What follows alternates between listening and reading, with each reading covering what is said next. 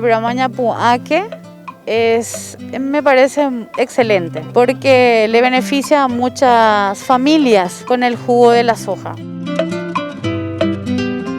Aparte que nos da muchos beneficios por el tema de la huerta con los instructores del SNPP, también con un contenedor que usamos como cocina, con la pasteurizadora para poder elaborar la soja.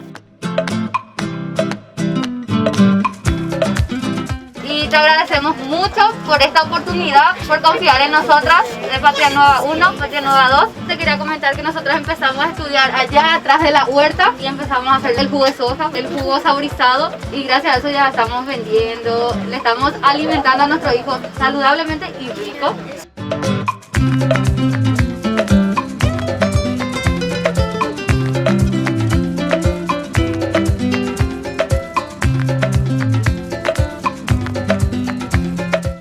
Muy feliz de compartir este logro enorme con ustedes.